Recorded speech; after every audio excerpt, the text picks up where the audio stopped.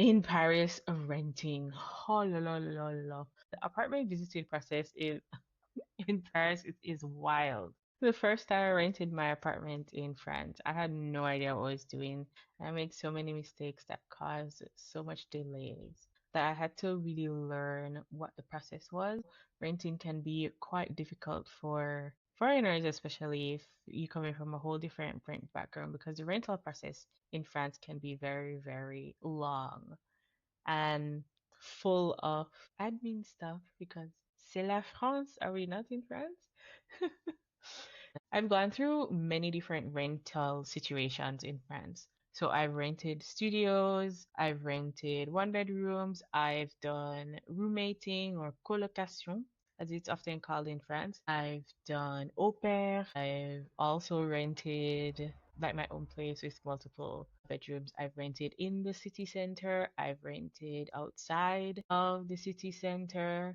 And currently I'm in Paris and I've rented like I'm outside of the main Paris suburb, which is one of the popular ways to rent in Paris and get a bigger space for a smaller budget or your same budget. Like it's just a better cost rent ratio for you if you rent outside. So I do know I've gone through many, many situations of renting in France, and all of that requires so many different steps. And it's something that if you're moving to France, it's something that you might get, confused by, or you might end up making some of the mistakes that I made, which I don't want you to do. If you don't know who I am, I'm Diedre. I'm Jamaican. I've been living in France for a total of about a decade now. And I've moved abroad 5 times. I've lived on 4 different continents. And like I've shown you, I've rented in France so many times in multiple situations. What's my favorite rental experience? So my favorite rental experience was actually as like an au pair. When I was doing my master's, I was in university and I was an au pair. And I ended up finding my French family through through this I'm very, very, very close to, and I've adopted them and they've kind of like adopted me pretty much. And I found them through au pair. Well, yeah, so and if you don't know an au pair, the au pair system is usually a younger person stays and lives with like a host family and they take care of the children, like they do babysitting, etc. And this is a legal framework in France. It's a cultural exchange. You do have like specific visas for that, but you can do it, for example, if you're a student. So I was a student in France at that time and I did that and that was like my favorite experience. Usually, the au pair system offsets rent, or rent is much, much, much, much cheaper. So my rent was basically free. Like I only had to pretty much take care of like certain utilities. But in addition to the fact that my rent was basically free, I was very fortunate because I had like my own little cottage there. So many au pair situations live in the house of the host family itself. I had a little cottage because there was a younger person that was living there, and they built up like just a little apartment for that person. And then the person left, etc. So I was able to use it. So I had my own little apartment, and I think this was like one of the first time I felt truly independent. Because even when I was living in Jamaica, I grew up in my childhood home, so I was in the home with my parents, etc. And then I had done university and did boarding at university in Jamaica for some time, which was its own source of independence, but I hadn't never really lived on my own, by myself in Jamaica. And so when I moved to France and I got into that au pair situation, it was really the first time that I felt like, oh, I have to take care of myself. It was like the first time I felt like a little young adult. Anyways. And that also brought on my love of, ooh, I really like living by myself. Yay. Anyways, so like I said, for au pairs, you live with a host family, and this is just something I really, really liked it because I had my own little like garden space. It was a studio, but it was a high-rise studio. It's kind of like a loft sort of feel because there was a mezzanine where my bedroom was, and then downstairs, etc., was, the living space, bathroom, kitchen, etc. And I had a garden, I had my own single entrance. So much fun stuff. That was my favorite situation. And there are websites that you can go to find out to apply to be an au pair. But I was already living in France at that time, and it was a little bit through connections and a little bit through a little bit of randomness and serendipity where I found that family. And so I did most of my university in France. I studied and I was also an au pair there, and I lived in that little cottage. We call it La Maisonnette, the little house. And so it's my maisonnette. Mm, and yeah, I found the maisonette and the au pair through connections, just through my network of, people asking around. And that was when I was in the south of France. Outside of au pair, which is a bit more specific, to do general renting in France, you need your dossier. You need your file. If you don't have this dossier, good luck. You could have found the best place. If you don't have your dossier ready to go, you will lose that best place. Of course, where you rent is different. Like if you're renting in big cities, the kind of like competition, the availabilities, etc., are different based on where you are, the type of town, the size of the town that you rent in. Paris, oh my God, renting in Paris is a bit of a nightmare. Housing demand is very high and you're competing with a lot. You sort of like do, which was very shocking for me. In Paris, it's not strange to do like a group view of apartments that you want to rent in. So the first time when I was looking for a place in Paris, you would go, you'd search. So there are specific websites that you go through, Sologer, Le Bon Coin. I don't really like Le Bon Coin. I think like over the years, so Le Bon Coin is kind of like, to say it loosely, it's kind of like the Craigslist of France. As a reference. Historically, like back in the days, it used to be like pretty safe, but I think as time goes on, there's just like more scams happening, etc. So I don't really like looking for apartments on Le Bon Coin. You will see some things. My go-to place is Souloger, but you have other different websites that you can go to. And you can either, of course, rent with a particulier, so you do landlord to directly with the landlord, or you can go through an agency, so agence. Pros and cons for each. If you do particulier, so if you go directly to the landlord, then you don't have like agency fees. You're able to sometimes negotiate a little bit more with the landlord. Um, yeah. If you go through the agency, then agencies tend to have better places, in my opinion. You have to go through a bit of luck when you are doing particulier. So if you do directly with landlords, agencies tend to have better locations, better like apartments to view. However, there is the cost of, you have agency fees attached, which can sometimes be almost the same amount as the rent that you would pay.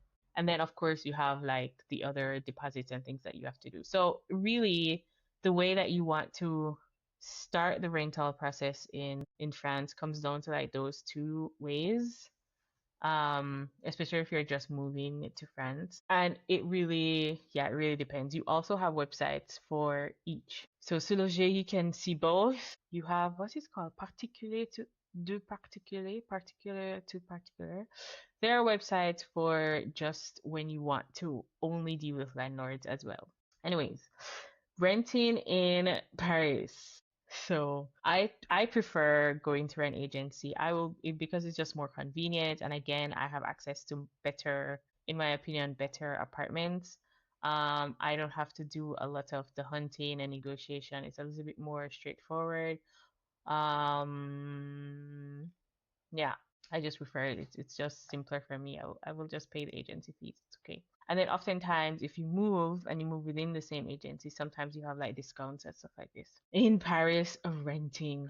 Oh, la, la, la, la, la. So the first time I really did renting in Paris, There was, so you get second you I went through Sology, the website, and I saw what I want. I sent over my send my interest, sent over my application with the dossier. Oh, the dossier. So what's in the dossier is you have to generally have your ID,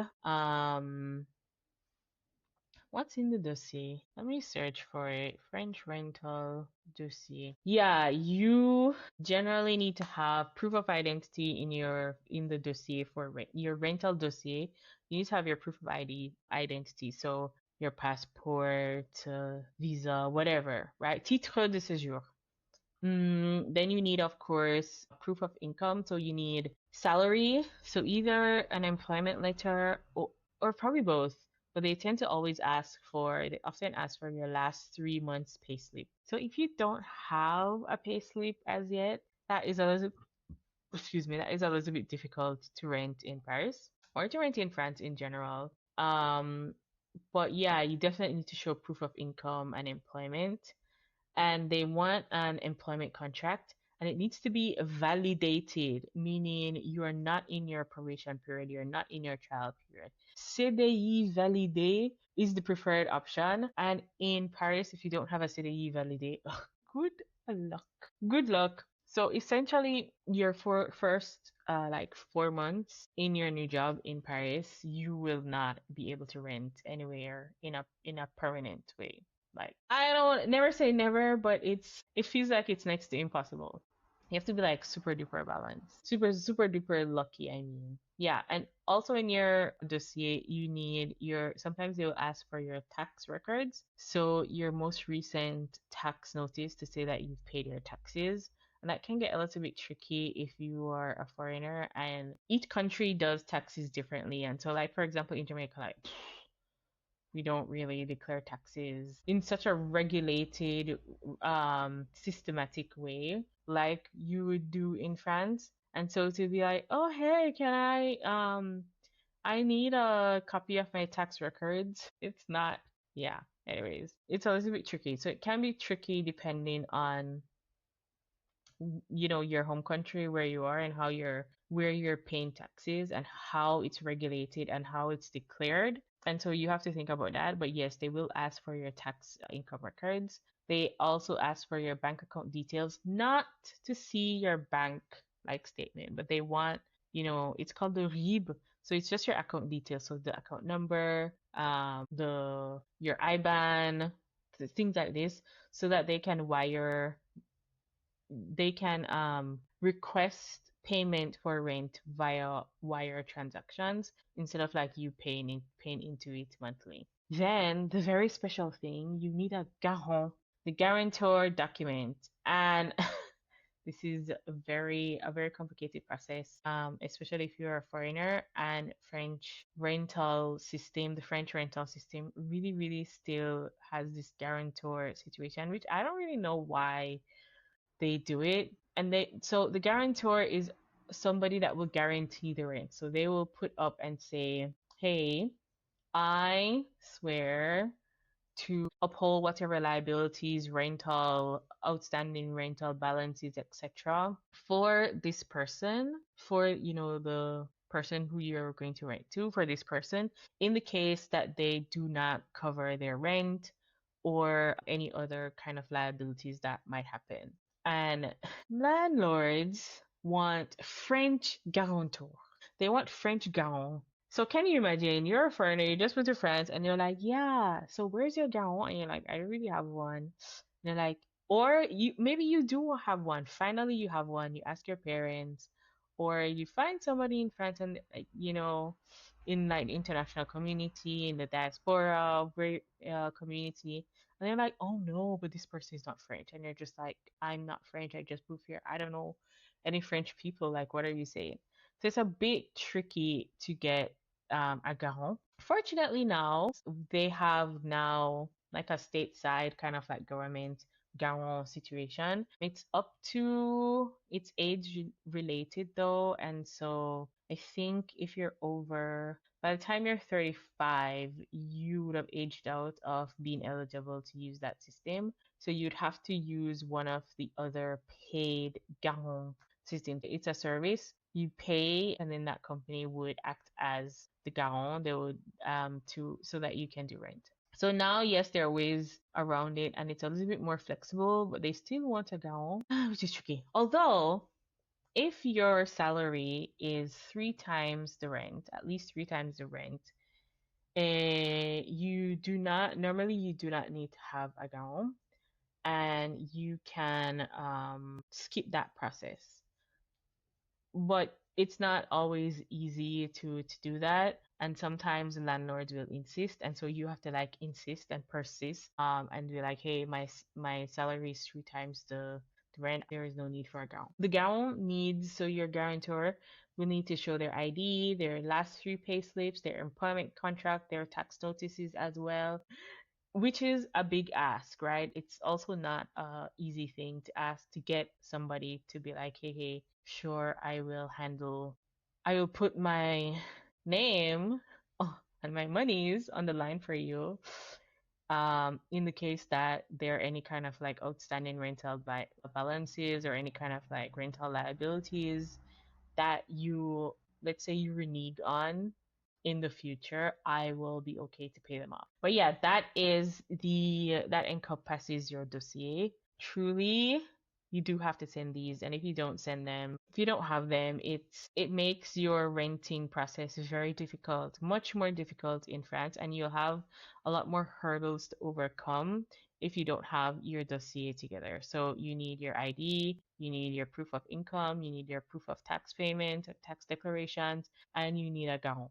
That's the four things. Those four things are what's needed to really start your rental process in France. After you do this, right? You have all of these and you build out your dossier. The next step is to actually go and start viewing apartments. And the apartment visiting process is in Paris, it is wild. Like the first couple of times, I was like, "What is this?" You would show up with you'd show up to the place at the time at the apartment, and you would just see a line of people, and you're like, "Why is there a crowd at this address?" They're like, "Oh, we're all here to rent, just to view the apartment." And you only have like 15 minutes to view the place, and they just walk you around, show you in and out, and that's it. And they're kind of like rushing you out to see the next person. Or sometimes they do group visits. It is entirely weird. Like, I don't know. This is a very, very, very strange thing to me, and it's still strange, and I can't get over it. The way that I'm just like, why am I? You're going with other people, and it's like you're just side by side with your rental competitor. It's like, what do you ask? It is a bit crazy. I do not like that process. I feel it's like a huge intrusion, I feel. And it's an uncomfortable situation, but it is something that I've experienced on multiple times, and I've had people, other friends, like I would share with friends, and they're like, yeah, yeah, yeah, welcome to Paris, bienvenue. Mm, so that is a strange part, and like I said, it is because of the demand. And if you don't have your dossier, any little thing can just, like take you off the list of potential rental person. So you have to like really be ready and prepared and come correct. Otherwise, of course you do have choice, and you can say yes or no, that whether you want to actually take the apartment or not if it's offered to you, of course. But just understand that you do have a lot of these steps and a lot of these processes that you need to do before you go.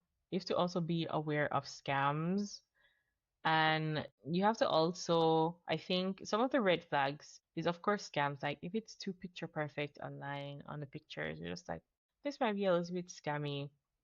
You also need to know, I need to do some research on the area. So I tend to um only select the apartments that are transparent about like the address, or at least the location of where the apartment is situated, so that I can Google it, so I can research the community to see where it is, and also to understand like how it is related to transportation, public transportation, other amenities, food, etc. Like there was this one apartment that was amazing, amazing. It was so good. The kitchen was huge. It really was like what I was looking for. It was in this it's not a gated place, but it was quite residential in the sense that there was like it was like an apartment complex, and there was like a nice beautiful park with nice walkways. There was like these big pine trees. And the apartment itself was like really, really great. And the price was great. But it was like in a food desert. And the metro line that I would have to use, oh my God, I hate that metro line. It's my least favorite metro line in in Paris. Everything, it's packed, it's full of people, it passes through stations that I just do not like going to. It's a stressful metro ride. And then after the metro ride, it's like a 10-minute walk, which is not too bad, but in that 10-minute walk, there was just nothing. There was just usually in France there's a cafe, a little épicerie, or like a little supermarket. There are little things nearby. No, no, no, no. There was none of that. There's a boulangerie. There is at least a boulangerie, at least a little cafe or something like this. There was none. And I was like, so how will I shop? Just for like small emergency things. Just nothing was available, nothing was around. And it was a 10-minute walk from the metro to the place. And I was just like, this is not, it doesn't feel. Also, thinking about like safety at night. If there is no stores, there is no shop, there's no movement that's going around. So I'm just walking slowly by myself. And I was like, I'm not, I don't think I feel comfortable like this. And I also don't think I'd be okay with taking a stressful metro twice a day, every single day. Like you're just starting off your work day in stress and you're ending your day in stress. And so I just had to say no. I had to say no. Even though the price was good, the apartment was great, etc.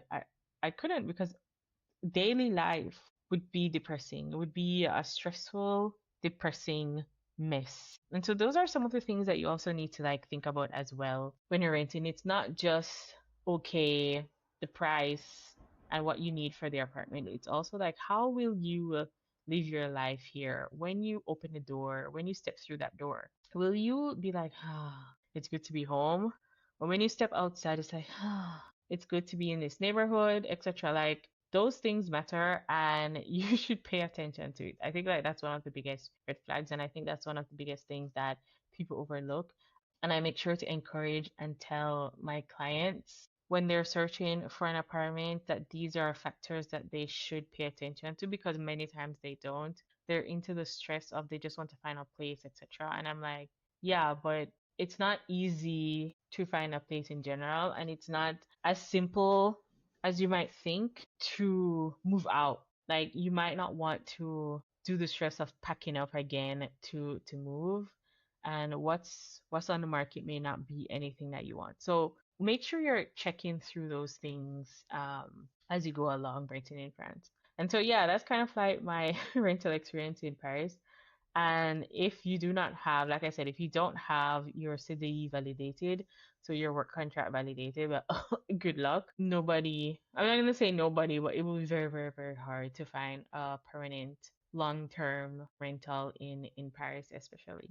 And so essentially, if you come here on your job or you just move to France for your job, the first 4 months you will have to plan for temporary rent. You're not gonna find, it's not easy to find something in the first 4 months, especially without that validated city. If you're not coming to work, then your income, your total income and what's available matters a lot. And even then, sometimes it will still be a little bit tricky. And how you're renting, I think it's also easier to go, it might be easier to go landlord to landlord in that case, because you have different things to negotiate, whereas agencies tend to be a little bit more standardized. Or you could make sure you find an agency that is accustomed to renting to foreigners, and so they might have more flexible terms and a flexible way to do their services. When I rent in smaller cities, it's a much more simpler process, of course. You still need your dossier, you still need all of those things. Sometimes they ask less about your tax returns, but they definitely do ask whether you have a job or not, and you do need to show those things. Um, they might be a little bit more, I'd say traditional about asking for a garant.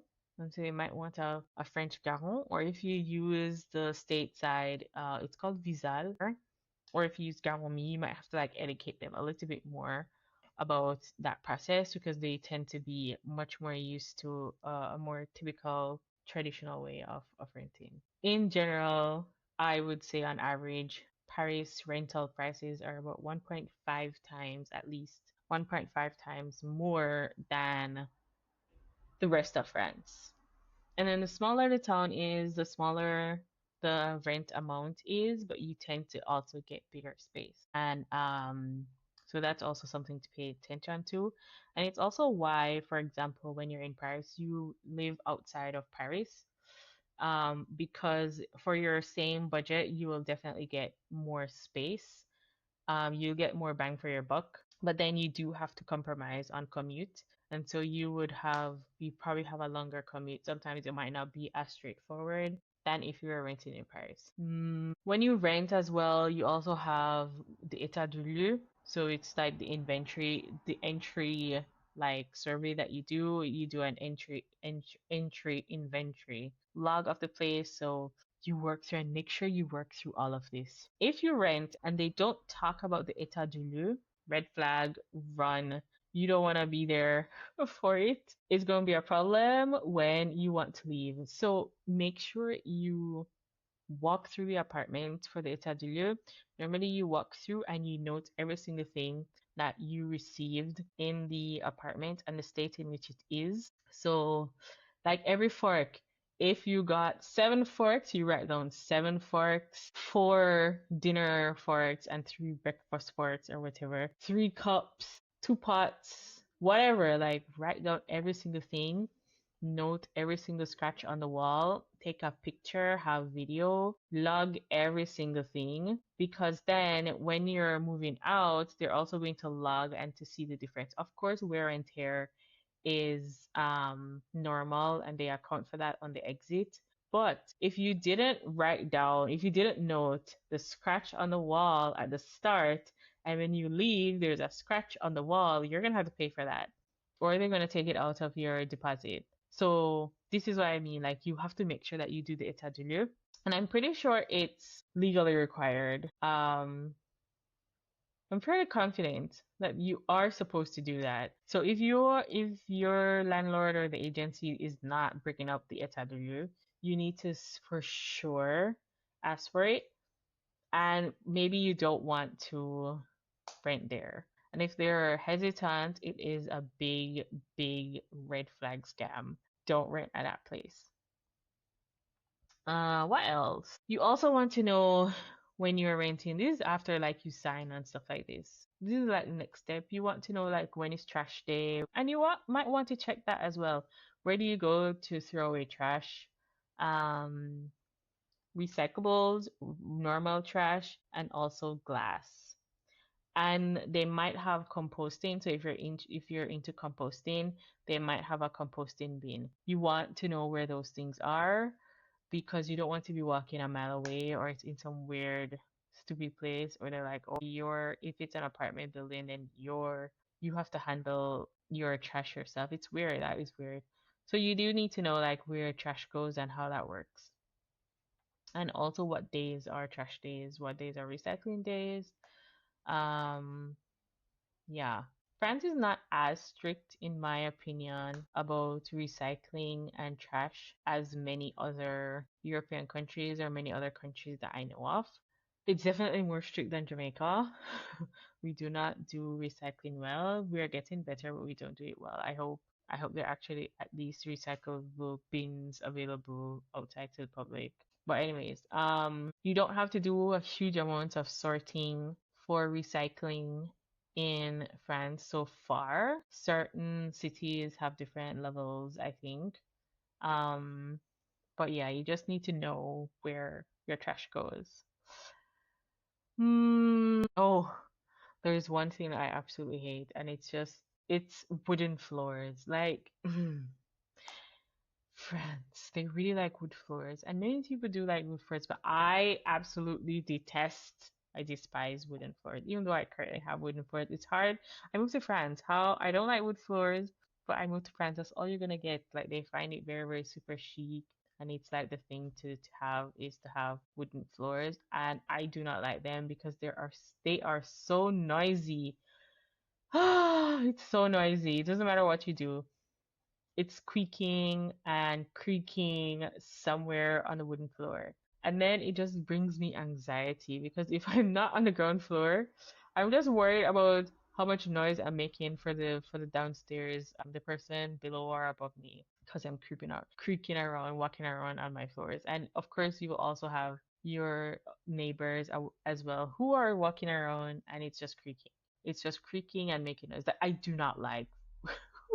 Wooden floors. Give me wooden furniture, all of those stuff. I love it, gorgeous, but do not put the wood on the floor. I don't like wood floors. But there's a lot of that. 9 out of 10, you're gonna have a wooden floor in France. The next time I move to an apartment, I will not be having wood floors. It's no. I will choose. Give me some tiles, please. Some cement, some ceramic tiles, marble floor, anything but wood. Huh.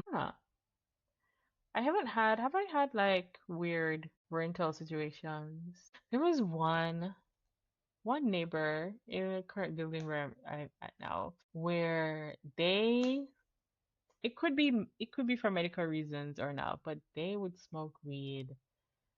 And it would just like waft through and flow through the staircase. And especially late at night because I'm a night owl, so I'm up at like 2 a.m. I would go like I'd be walking past like my front door and you just smell the weed just coming in. It was like a bit of a mess.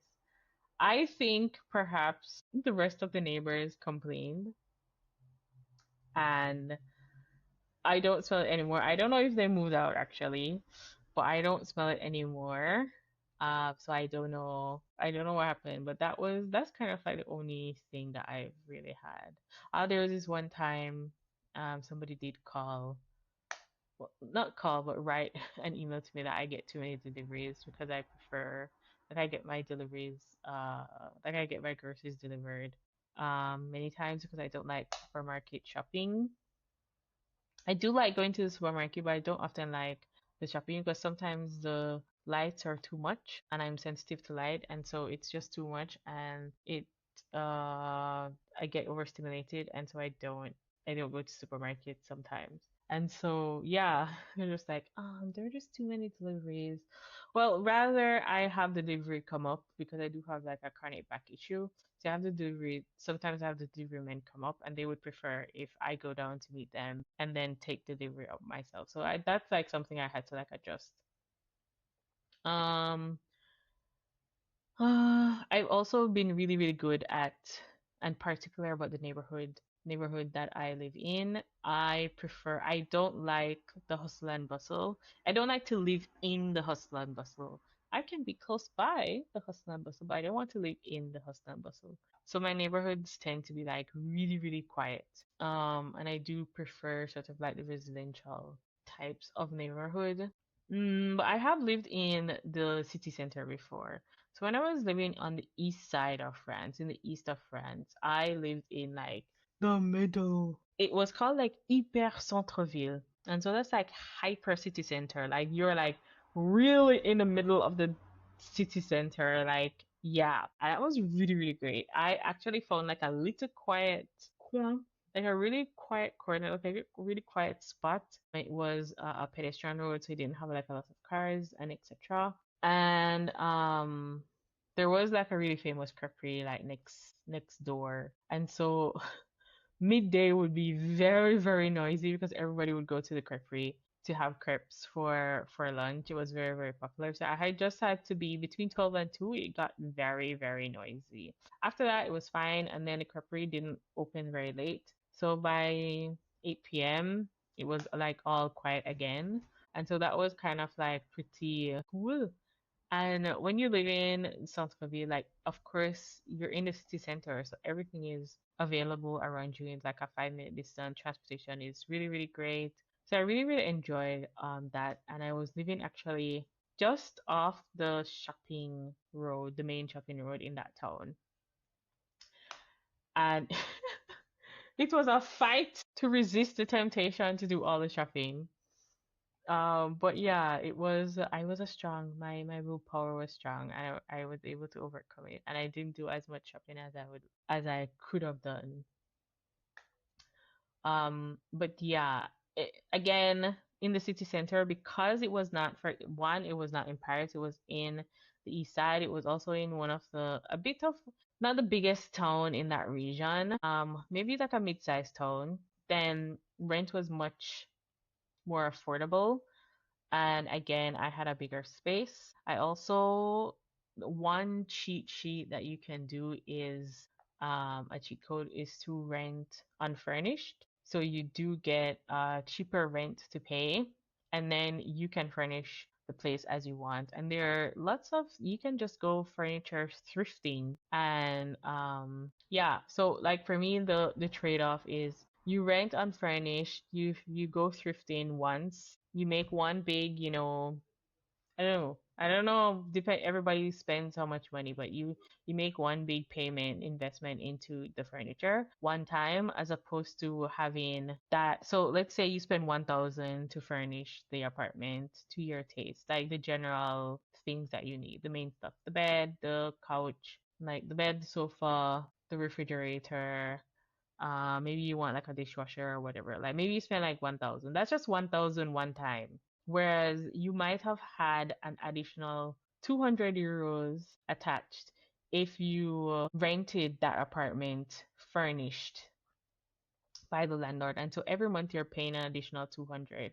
That, yeah, by the end of the year, you'd have paid 2,400 euros extra. Whereas in an unfurnished place, you just made 1,000. You just made a 1,000 down payment to furnish as you want. Of course, the con in that is that when you want to move, you do have furniture that you want to move it. You can of course sell, but you do have to organize yourself. And so I had in one of the time I had a sofa. I had a sofa that I was trying my very hardest to get rid of. Oh my gosh. Every time somebody I put up the sofa to sell, every time somebody said yes, they would buy it. Then like the day after or just the day before they were supposed to collect it, they would cancel and they were like, "Oh, they're not coming again." Oh my God, it was a nightmare to get that sofa sold. I even tried to thrift it. It was relatively new, but it had like the tiniest tear, and Red Cross would not accept it. I was like, what do you mean? They're like, oh no, they don't accept it. It needs to be in like pristine condition. It was like if having it used would have been a 9, it was like an 8.9. And they're just like, nope. And I had to search. I sent it, I lowered the price. I almost gave it away for free. And just every time somebody would cancel. And so I had to also negotiate with the landlord because finally I found someone who would be fully willing and had transportation to pick up the sofa, but they would not be available to pick it up until the day, like the evening of the day I left the apartment. And so I had to negotiate with the landlord to be like, okay, hey, so I have this sofa. The person is going to pick it up today, but today's my last day and I'm leaving and they're coming to pick it up in the night. Is it okay? I had to get like permission to leave the sofa there, and then the person organized with the landlord directly to pick it up. And that was how I finally got rid of that sofa. But everything else was pretty easy to actually sell and to thrift. My table set, my dining table set, the bed, the bookshelf, like everything was like pretty simple except that sofa. Wow, wow. So yeah, that's like another con of renting unfurnished because you do have to figure out what you're going to do with your furniture when you move out and you have to organize your time around that. I don't know, I've done many rental situations, and I actually do talk about this in my workshop of different places and what the atmosphere is like when you're renting in different cities. And so I have a monthly workshop on moving to France where you go through the essentials of moving abroad in your what it would be like and what you'll be seeing in your first like 3 months. I'll put the link in the description and you can join my workshop. It's monthly if moving to France is something that you want. I'm curious to know though, so tell me in the comments, what is the difference between renting in France that I explained and what you're accustomed to, and what is something that like surprised you around the red flags or just the whole renting process in France in general? Tell me in the comments. I'm Diedre. I help women to move abroad and to move to France specifically to live the lives that they actually desire because they deserve it, because you deserve it. See you at the next one. Ciao.